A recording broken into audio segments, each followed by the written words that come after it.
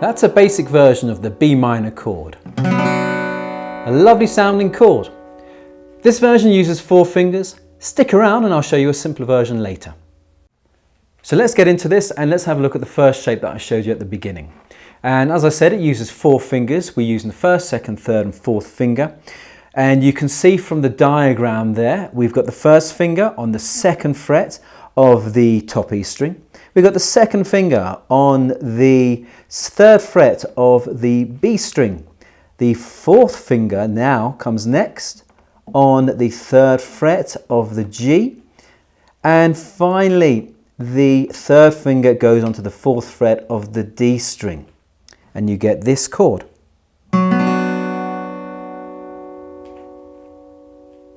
And you'll also see from the diagram that the 6th and 5th strings are not played. So we need to dampen those strings, otherwise we'll have a rather nasty sound.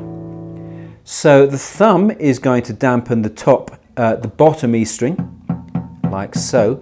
And what we can do is we can use this finger here, the third finger, to lightly touch the 5th string. And so you're getting that there, while still having this sound. And so we've got that now. We've got those 2 strings dampened, so we can now play the whole chord and not worry about getting dodgy sounds. Like that. Now, whenever learning a new chord, one thing you should always do is make sure that each string rings out. So once you put the chord on, play each string individually. And doing that allows you to then adjust your fingers if, for example, you've got something like this. So you're not too good. So you can just adjust your fingers and make sure that your fingers are slightly behind the fret. You don't want your finger on the frets. You want them just behind. Like so. And that gives you that really clear sound that we all really want. Okay, so let's get into a little bit of theory now. To form a basic major chord or a minor chord, we need 3 notes. And because we're trying to play a B minor chord, we need the notes from the B minor scale. And there you can see the scale. And to make a chord, we need the first note, the third note, and the 5th note. The first note is a B. The third note is a D, and the 5th note is an F sharp. And if you look at the guitar and also the diagram, you'll see our 4th finger is playing the B. Our 2nd finger is playing the D. And our 1st finger is playing that F sharp. And this 3rd finger here is also playing an F sharp too. So those 2 strings are actually the same notes. But your basic chord is these 3 notes here.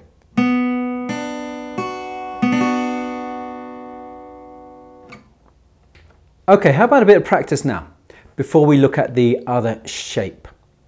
And this is a turnaround progression. It uses 4 chords, D, the B minor, G, and an A chord. So there's the progression up there. So play along. 1, 2, 3, 4.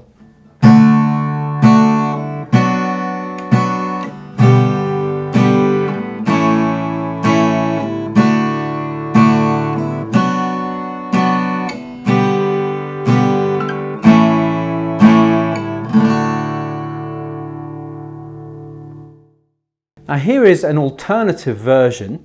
Instead of playing a G, we're going to use an E minor. And this is also the same progression the Beatles use in the verses of This Boy. 1, 2, 3, 4.